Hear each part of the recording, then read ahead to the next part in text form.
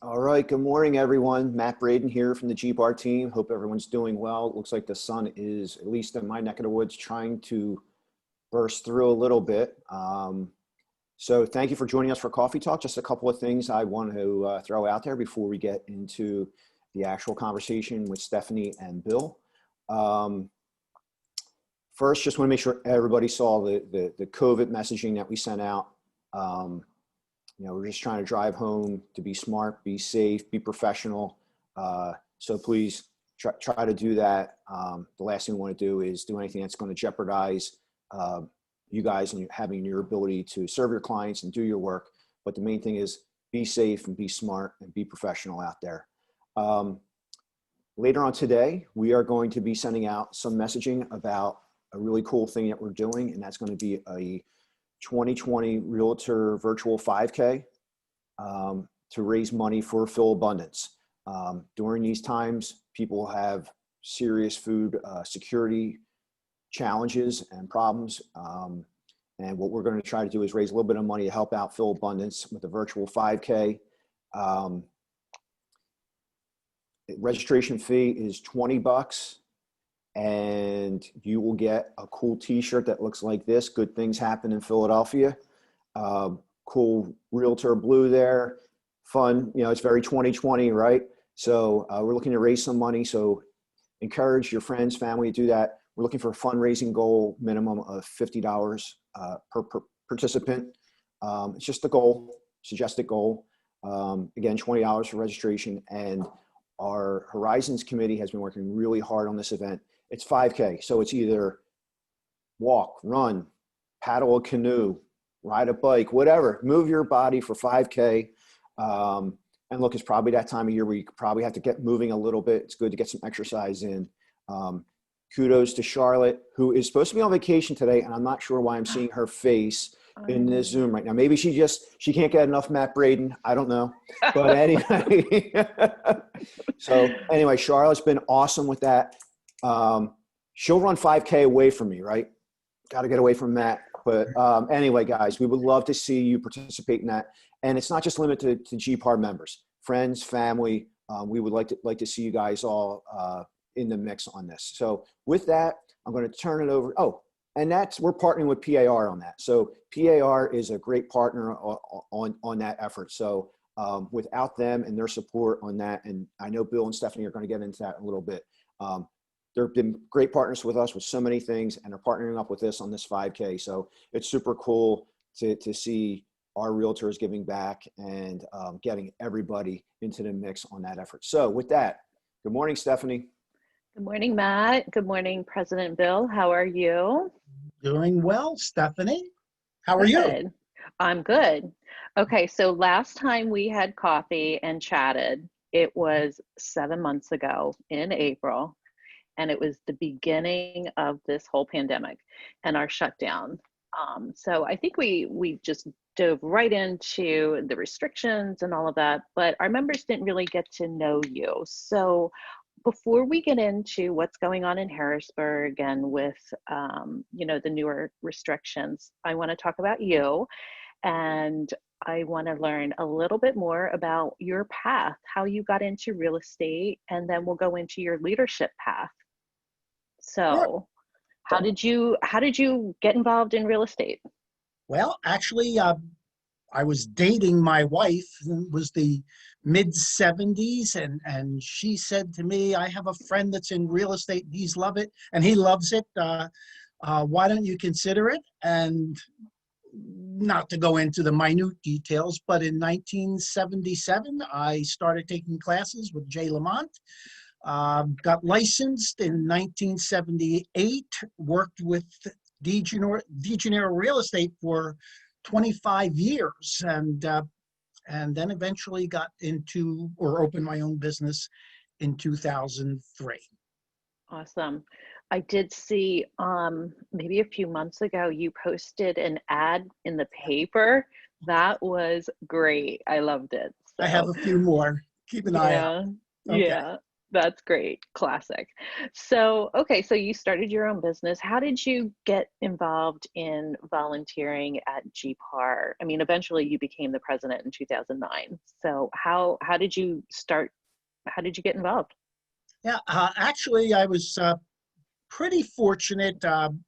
My broker at DeGennaro Real Estate was not opposed to me getting involved in association work. Actually, it started with the South Philadelphia Realty Board, which is probably a name that most of you don't know anymore. I know there's a lot of people on this call that do. Frank Giacovini, probably Coy Vickers, and a lot of other people that know that. But the South Philadelphia Realty Board no longer exists. But I got involved there.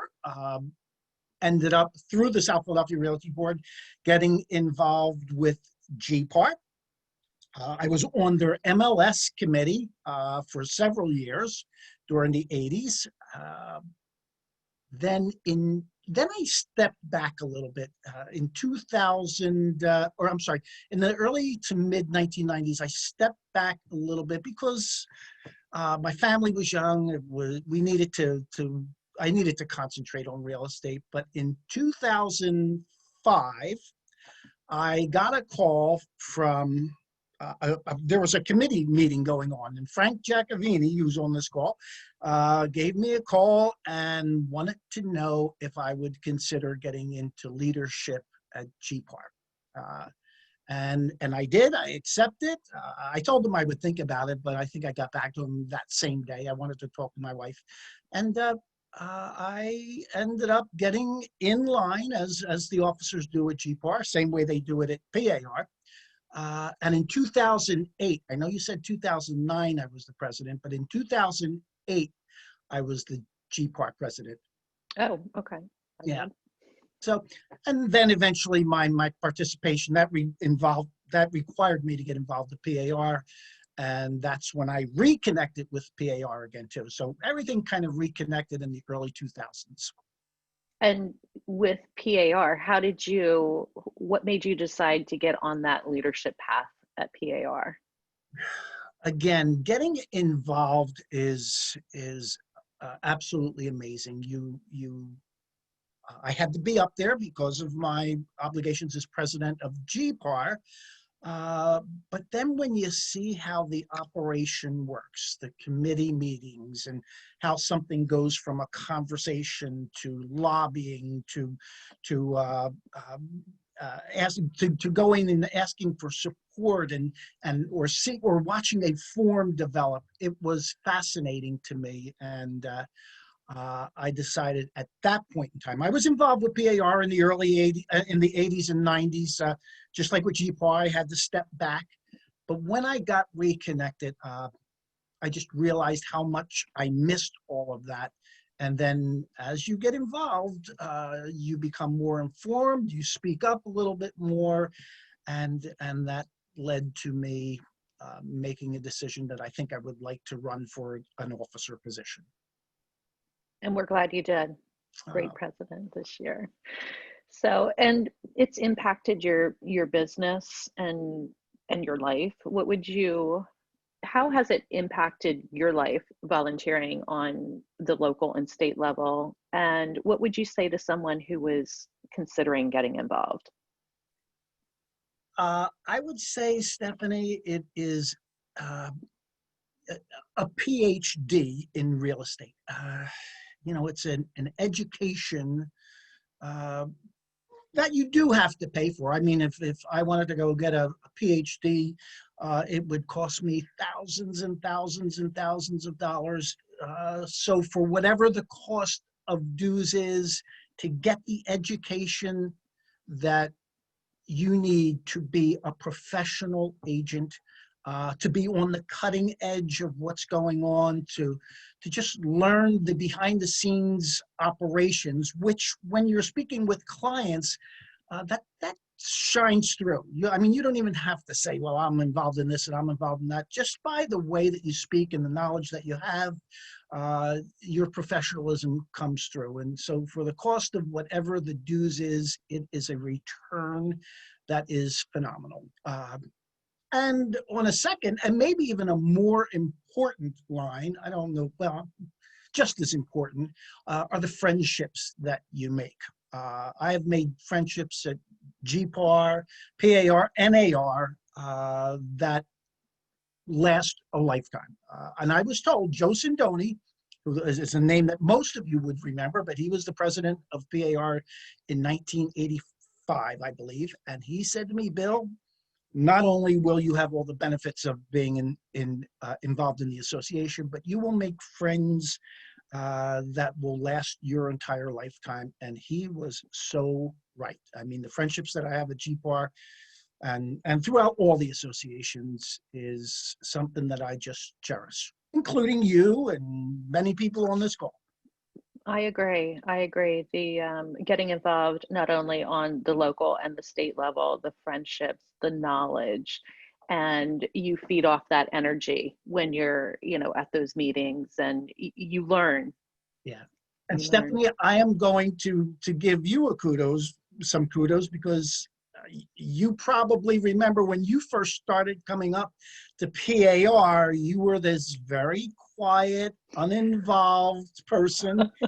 and I just watched you blossom. You just sort of went from this, I'm just here because I have to be here, to getting involved, getting on committees, and now you are the president of GPAR, and I'm sure you will continue this for many years to come.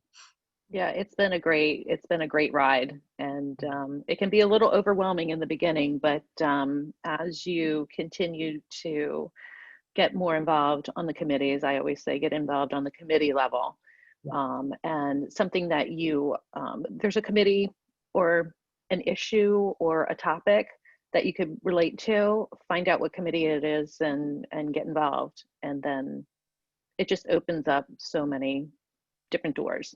Yep. So, all right. So let's talk about your presidency and how PAR was operating, or is still operating, during the pandemic. And more specifically, how did the board of directors manage? I'm a PAR director, and we have our business meetings. We had our only in-person back in January before all of this started, and then we went virtual.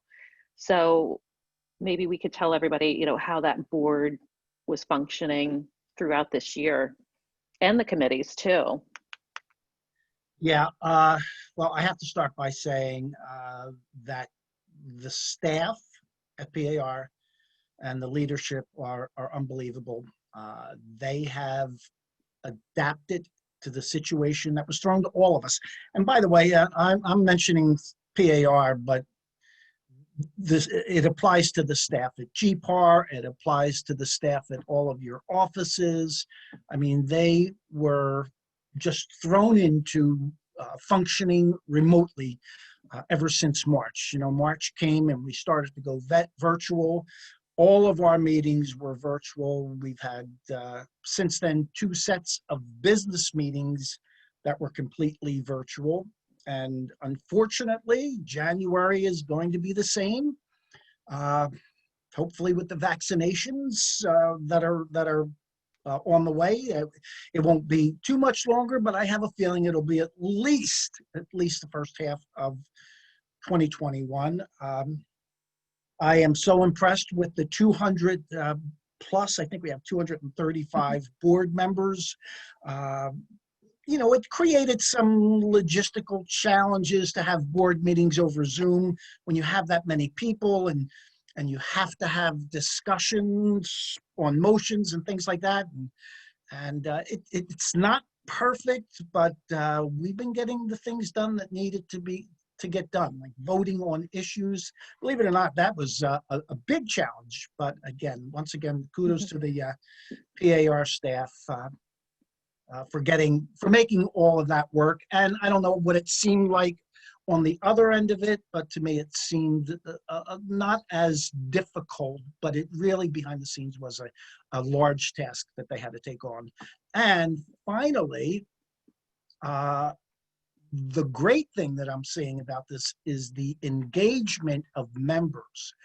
by doing things virtually and not asking people to come to Harrisburg for, you know, every single committee meeting, for every board meeting, we just increased our engagement with members. So there were so many people tuning in. I mean, there was a committee, I can't remember the name of the committee. It might have even been the convention committee or something that's like not one of your major committees, that usually gets about 5 or 6 people when we go to Harrisburg, and it had over 70 people that listened in. So it's a great way to get engaged, to see what it's like that might eventually cause you to want to come down to Harrisburg and get involved. Yeah, I could see kind of like a hybrid of both, you know, during, you know, once we start doing in person to, I mean, I would love to see, you know, that involvement continue virtually also. Yeah. All right, so let's talk about the business turmoil of 2020 and COVID-19 and the shutdown and the work that had to be done to fight on behalf of the realtors being able to perform their business. And I see you have your RPAC back there, your sign. So can you give us a little bit about the behind the scenes look at the advocacy efforts that you and the PAR staff put in to make real estate essential earlier this year?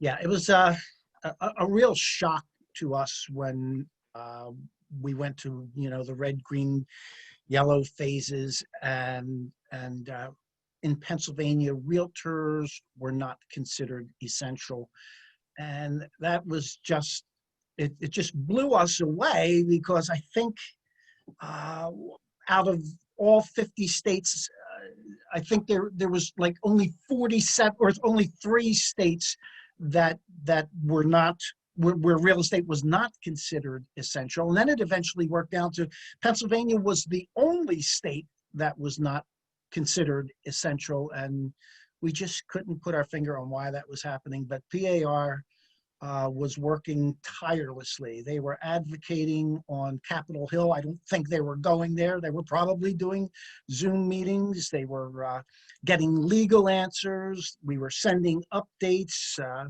responding to the challenges that all of our members were facing. You know, the social media part of it was really chaotic, because we were having 2 very different arguments, and they both made lots of sense. We had members that were saying on social media, and some of them I think were calling and emailing, but they were saying, why are you fighting to be open? We need to stay closed. And then the other half of our membership was saying, what are you doing to get us opened? And I could see the argument on both sides, but ultimately we had to argue for the side of sustaining the real estate business. That's our mission statement, that we need to sustain the real estate business. So we were working to get everything up and running as quickly as we could. We supported 2 very important pieces of legislation. One of them was Bill 2412 that Todd Polinchuk, who was a PAR president in 2016, it generated a lot of attention. We were getting record numbers of emails being sent to the state legislators, our members, and this boggles my mind, consumers have sent more than 13,000 messages to the governor telling him that real estate is essential.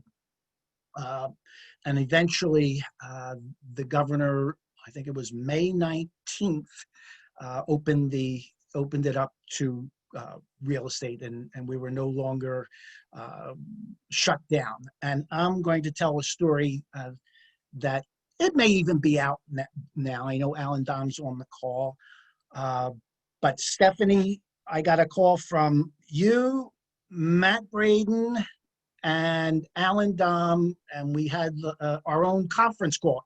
It was one of the few Zoom meetings that I haven't attended. By the way, we were doing, during the shutdown, 3 or 4 Zoom meetings a day. But I think the shutdown ended on a Tuesday. The previous Thursday or Friday, Alan Dom called and we had a conference call, like I said, with Matt, Stephanie, yourself, and it was behind the scenes information that the governor was going to open the business this coming Tuesday. So we knew ahead of time, and it was all due to the efforts, and I am proud to say this, of GPAR, Alan Dom, Stephanie, you, and you guys made the connection that made this happen. So reinforcing the need to be involved is the message that I have for everybody right there. What a great thing that was.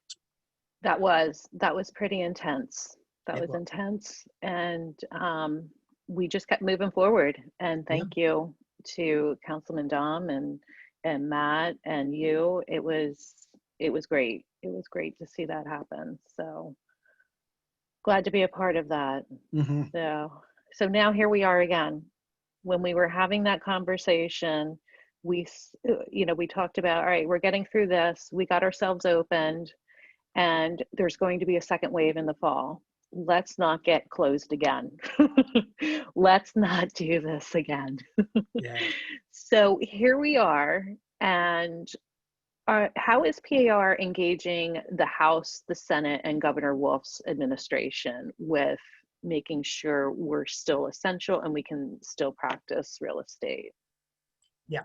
And we have gotten that question over and over and over again. And that is a legitimate question, because we were getting these questions in June, July, and August when it seemed like things were kind of leveling off. But as you know, right now, it's just really spiking again. But all through the pandemic, well, the March, April, May pandemic, and all through the summer, the staff, our CEO, Mike McGee, our government affairs staff from, well, it was Alex Charlton at the time. It is now Sherry Martin. But they have been networking and keeping tabs on what the governor's plans will be moving forward. We have been told, we have heard, actually, I think Rachel Levine was on last week and said they're not going back to the red, yellow, green systems that they used in the spring. But what we're hearing is that they are going to do it more on a case-by-case basis. So if, for instance, there's large gatherings, they're going to have tighter restrictions on that. They're going to be monitoring the college campuses.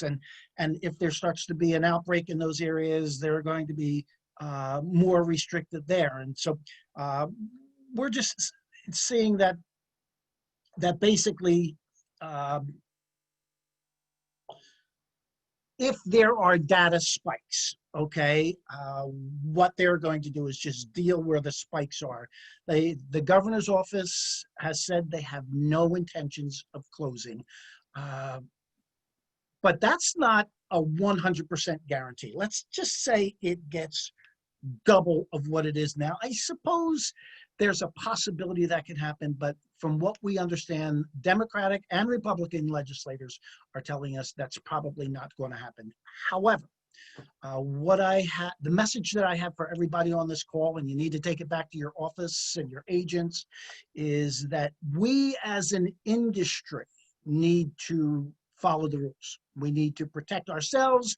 We need to protect our clients. We need to protect our other members. So wear your masks, protect the properties that we're showing, clean after visits. Just use the best standards possible, because the last thing we would want to see is data showing spikes that can be traced to real estate activity, which then could possibly target us. And I'll probably, not probably, I'm going to take this opportunity to mention the open houses. They are not illegal. We're open for business, but use common sense. I mean, if we see, if whoever is doing the inspecting sees 10, 20, 30 people gathered outside of a house or whatever. So just use good common sense so that we don't get targeted in the future. Yeah, we had a call last Thursday, excuse me, before Philadelphia had their restrictions in place on the 20th.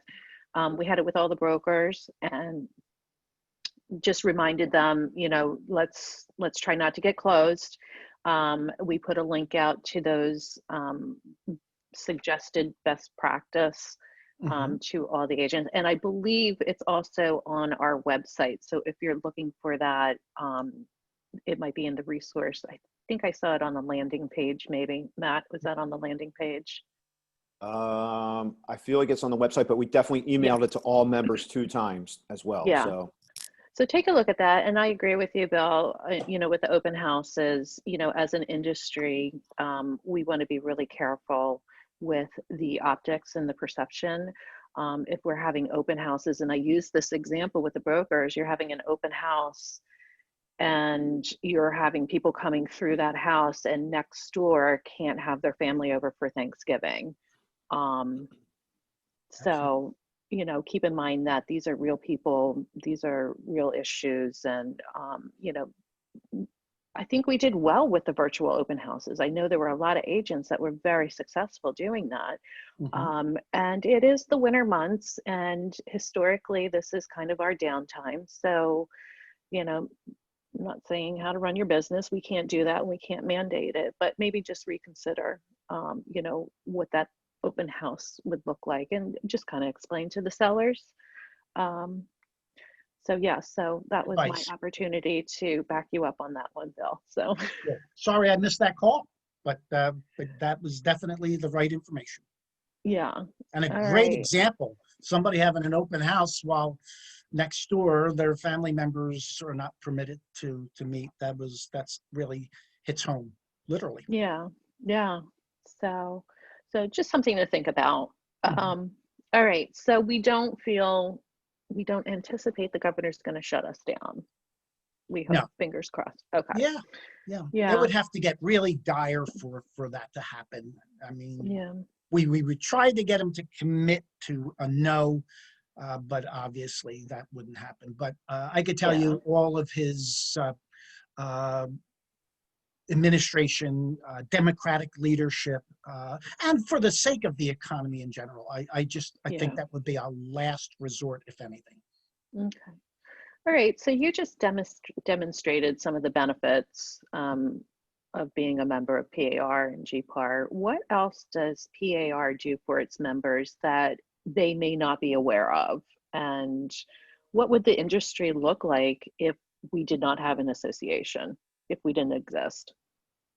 Well, I will tell you this, we, and this is state, local, and national, are the only organization that advocates for private property rights. There is no one else in this country anyway, probably in the world, that is doing that. So the benefits is the leadership team that we have. I could tell you right now, the leadership team that's in place now, one of them being a Philadelphia person by the name of Al Perry, who's going to be president in, I think, 2023. So he's working his way up. The leadership team is one of the benefits, and I think that's something that our members don't realize. Of course, it's standard forms. You know, we pay our dues. I think just the PA part of it, I think, is $150. We've created COVID forms, and that's something that hasn't existed prior to March to assist all of us in order to comply with the governor's orders. We have the legal hotline, which has tripled in the number of calls that they are getting, obviously, because the hotline attorneys are getting calls on the COVID issues and what I can do and what I can't do, or putting out just listed articles. That's another benefit. We've done a lot of Facebook Live videos. And just the advocacy that we're doing. Real estate would probably still be closed. Maybe not still be closed, but it probably might close again if it were not for the advocacy of the state association. So just keep an eye out for things that are coming out on a regular basis, you know, daily just listed articles, updates on our website, on your website. All of these are great resources that PAR offers, and NAR too. I mean, NAR's got some great resources. We have the regional vice president, the next year's regional vice president on the call. Frank Giacovini is going to be the vice president of the New Jersey, Pennsylvania, and New York, and he'll be a resource for you guys to stay updated. And just communications is probably our greatest asset, probably your greatest asset as well. Yeah, I think the advocacy the standard forms. It's just kind of it's the foundation of every realtor, like the forms and you know, lobbying for those rights of the property owners. So that's why our PAC is so important and the work that they do. Yeah. So PAR and NAR are involved in advocacy on economic measures and stimulus package. How can you talk a little bit about that? How PAR and NAR were working together on that? Well, PAR has, and Frank, if I'm missing anything, you can feel free to chime in here. But PAR has signed on to a letter in support for the PPP loan forgiveness. Let me tell you something else. PAR, or I'm sorry, we, GPAR and PAR, need to recognize NAR for securing unemployment assistance for independent contractors. This is something that has never been done.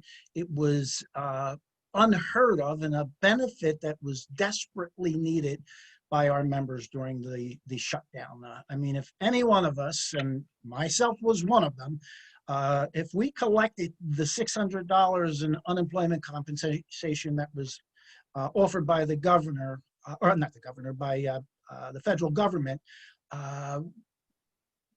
that would pay over and over again our dues fee. That's that we got to return this year on our dues dollars for something that we normally wouldn't have been eligible for. So again, if the Realtor organization, nationally, state, local, did not exist, nobody would be there to advocate on our behalf. Awesome. Yeah, that was big. That was really big. So talking along those lines with the on the national level, so is PAR working towards any more rental assistance programs similar to the previous rental assistance program that the state provided funding to the city of Philadelphia's program? Is there any more talk about that? I will tell you this. We support legislation that would modify the rental assistance program that runs through PHFA to make it more user-friendly for landlords and tenants. Unfortunately, the last that we have heard is that the legislature is unlikely to act on this bill. They are very conscious of the situation with money because of the shutdown, because of the pandemic, because of lack of income coming in. Unfortunately, they are not prone to have as many giveaways as they would like to. So the last word that we're hearing is it's unlikely to act on that, but we're still going to lobby for it. Perfect. All right, so PAR constituted a presidential advisory group on inclusion. Can you speak to the efforts and the work that's been done by this PAG? Sure. And presidential, for those who aren't familiar with what a PAG is, the Presidential Advisory Group, maybe you could just, before you get into it, give them a little brief explanation of that. Yeah, PAG is an acronym for Presidential Advisory Group. You know, we have committees at PAR, just like you have committees at GPAR, but a presidential advisory group is just the president, which would have been me this year. I did this earlier in the year. I instituted another committee for a specific task. And the task was to give recommendations to PAR for their strategic plan. We have a strategic plan that's going to be done in the year 2021. And the group that I asked and I selected, I think, somewhere between 17 and 20 people, and a facilitator. We have a facilitator working with them, and their goal, their mission is to increase underrepresented communities and association leadership, to promote fair housing practices within association membership, and to address ways the association can increase housing accessibility for minority homeownership. So the group has met, I think, 3 times already. They are going to meet one more time in December. And what I'm hoping for is that they will have recommendations for the new strategic plan that we're going to be putting out in 2021. And it has to do with inclusion, making sure that everybody has the opportunity to participate, the will to participate, and that nobody is left out. Awesome. I like that. Mhm. All right. So on that note, what trends are you anticipating entering 2021 legislatively, or in the terms of real estate, I guess, legislation and how it affects real estate? What do you see coming in 2021? Well, we are doing, as I mentioned, a new strategic plan. We will continue to support private property rights. I am certain that fair housing and every opportunity we can to end discrimination is going to be a major topic in 2021. I don't know if any one of you heard this or read this, but Charlie Oppler, a couple of days ago, Charlie Oppler is the president of the National Association of Realtors, and gave a very heartfelt apology for discrimination from the National Association of Realtors. I don't know if people are aware of this, but in the 1960s, in the early 1960s, NAR opposed the Fair Housing Plan. Now, eventually, we did get on board, but at one point in our history, we were a part of the problem, and Charlie Oppler, who is a great guy, just made a wonderful presentation on that. And in 2021, I think what we are going to see happen is we are going to reach more members. Like I said, due to the virtual meetings that we can put up now, we will reach more members. So members who can't make the drive to Harrisburg, members who are just busy due to the business, or they are single moms that have to stay home with their children and work real estate. So for the people that can't get involved, they can now be involved. And I would think that eventually, for those people that feel that they have something to offer, that will give them the opportunity to say, hey, I like what I'm seeing here, I can get involved. Yeah, I did see that our president of NAR, Charlie Oppler, make that, and it's quoted in several different places also. And I know his initiatives were, one of them is the volunteering and counting all the hours that everybody is, realtors give. And I know PAR, we have our reach out month, and Matt mentioned earlier the 5K for Philabundance. So I know these are great issues. So just wanted to put that out there too. Yeah. Another plug for the 5K for Philabundance. You go. Yeah. Well, Bill, I think you have done an amazing job this year, and GPAR wants to commend you on a great year. I was hoping our coffee talk at the end of the year would be kind of like a wrap up, and we were over this, past this, but your leadership through this pandemic and as you continue has just been great. Your calm demeanor and pushing forward and inclusive with everyone has just, it's been great. So kudos to you. So Well, thank you, Stephanie. And Yeah. I would say the same thing about GPAR. You guys have been a leader in the field. I am now seeing Heather on my screen. Heather Patron has been a fantastic Mhm. district vice president.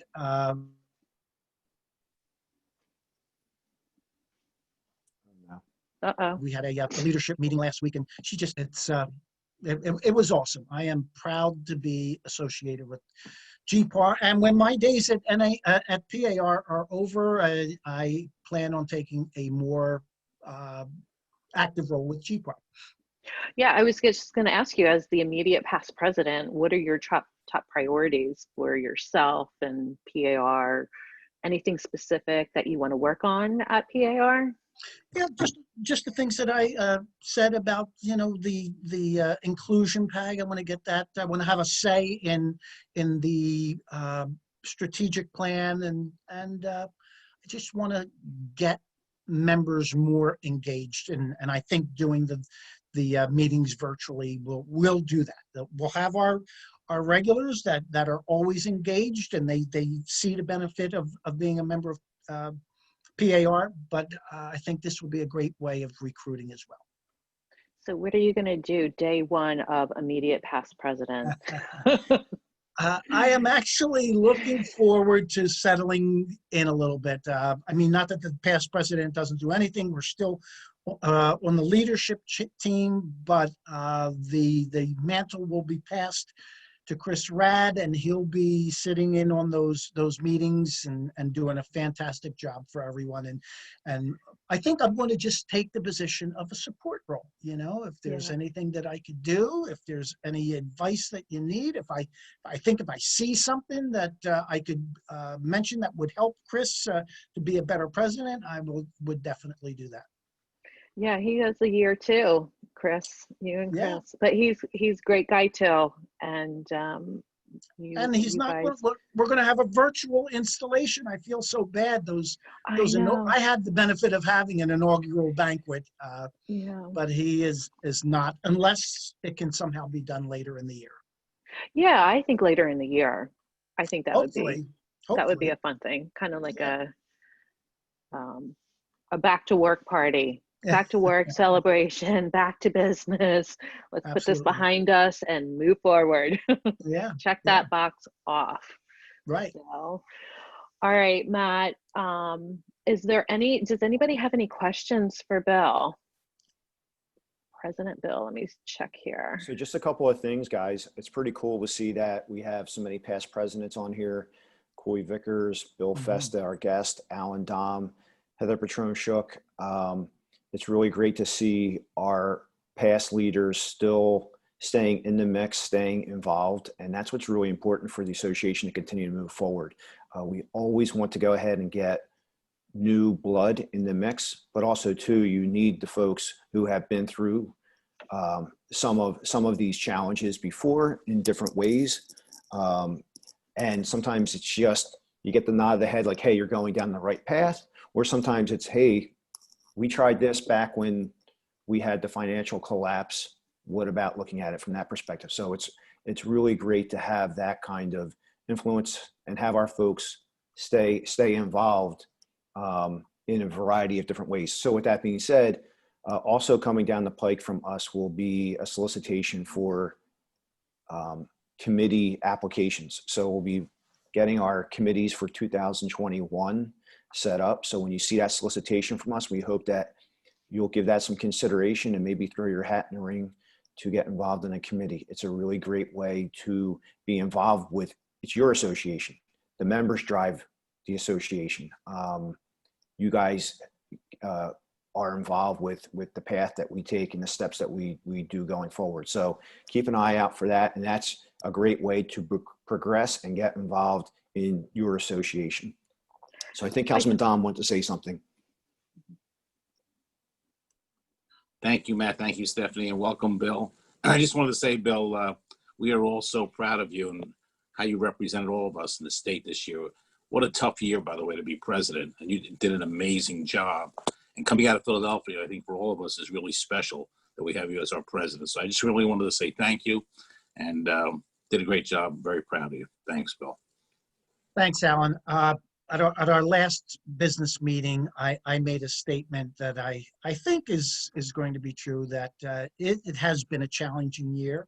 It has been a tough year, but this is one that will go down in the history books. And I think that as time goes on and people look back, you and I and GPAR and PAR will be seen as the greatest generation of this century. I like that. I like it. But I just want So to what say, a great time to be in unfortunate circumstances, but what a great time to be in leadership as well. I This also is want where to, your true abilities shine through.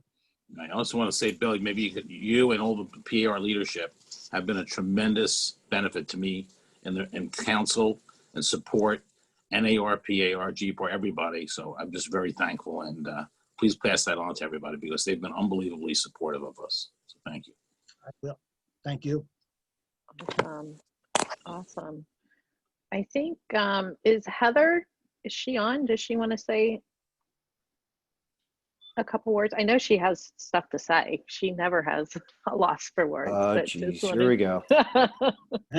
just wondered if she wanted to chime in here. Any comments for Bill or Frank Giacovini?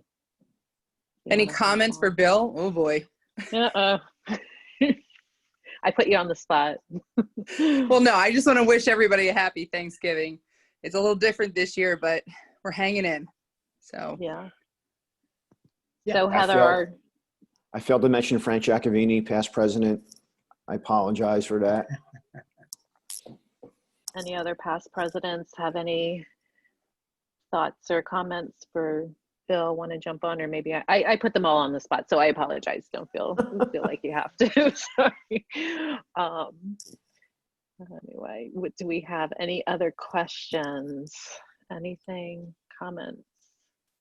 We have martini glasses, so I guess Bill, martini. Cheers to you. Enjoy. At 9:49 in the morning. That's Yeah. interesting. Yeah. Medicinal. It's medicinal, Bill. There you go. That's Yeah. right. All right. Well, Bill, Thanksgiving is just a few days away. Do you have any good Thanksgiving realtor story to share with us? Any good ones? I do. Okay. It's actually a Thanksgiving and Christmas story together. Many years ago, I'm going to say late 80s, give or take, maybe we'll say 1990, give or take 1 or 2 years. The day before Thanksgiving, I went on a listing appointment in Pennsport in South Philadelphia. And the family was just, you could see that they didn't have very much.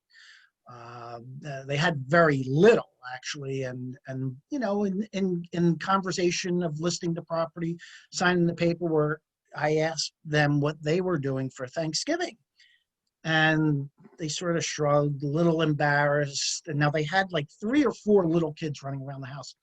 And they basically said, we don't have the money. We're just going to have a quiet day, quiet time in the house. And it was heartbreaking to hear that. So I had gone back to the office and I told the story of what I just witnessed. And I was kind of a little down and upset. And one of our agents, who felt the same way that I did, said, I am going to buy them Christmas gifts. Because she figured that if they didn't have a Thanksgiving, they probably weren't in a position to have a nice Christmas. So this agent, who never met these people, never saw these people, bought Christmas gifts and brought them to the house a few days before Christmas. And I am very proud to say that that agent was Al Perry's mom. And I don't think Al's on the call, and I may have even told him the story. I'm not sure if I did or not, but that was Al Perry's mom. And that was just one of my heartfelt stories that I thought was a great thing that happened. So that says a lot about realtors. That's the business we're in. We're in a people business and a compassion business, and we just like to solve problems and just be a part of that. You definitely do. I love that story. Great story. And that kind of goes with what Matt announced earlier, you know, the Phil Abundance and raising the money for that, and the PAR, you know, what they did over the last 13 years, almost $500,000 and over 55,000 pounds of food that they were able to do. That came out on the PAR just listed newsletter this morning, and I thought that was quite impressive. And it shows, you know, how realtors dedicate, how dedicated they are to their neighborhoods. So I would love to see our names on that list too, GPAR, with our great turnout for this 5K. I've been training, Matt, so maybe we'll give everybody that date again. And dates and times. At the end of the day, I'm going to let you guys in on a secret. Nobody's going to keep track if you do the 5K. Just raise the money. No, but Yeah, I think that's in your head. Our pack has been down this year. I'm sure it's pandemic related, but yeah. But we at PAR, I think our goal was to raise $1 million. I think we're at like between 5 and 600,000. So usually we exceed our goals, but again, because we're not getting together, because we're not having these meetings, I think it's a little bit easier to sit on the sidelines. Yeah, very important. But very important. Yeah. Okay. All right, Matt. Well, President Bill, it's been great talking with you, and again, great year, and we look forward to seeing you around, hopefully in person in GPAR. So thanks again, and hope you have a wonderful Thanksgiving, and I'm going to hand it over to Matt.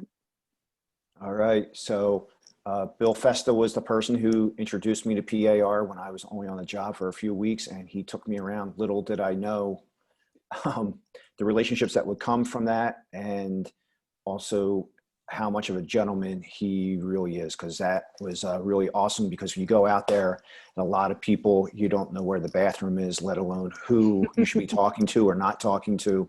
So it can be very overwhelming. And Bill was who Bill is, and took me under his wing and just was introducing me to people, threw me on the spot a couple of times where I had to talk in front of a room of strangers, but you know, that's the way it goes, right? You have to talk, and you have to talk about what's going on. And what led from Bill and his connectiveness of me there in just a few hours, we were able to go ahead and secure some money to fight against the real estate transfer tax that had just been introduced in Philadelphia City Council.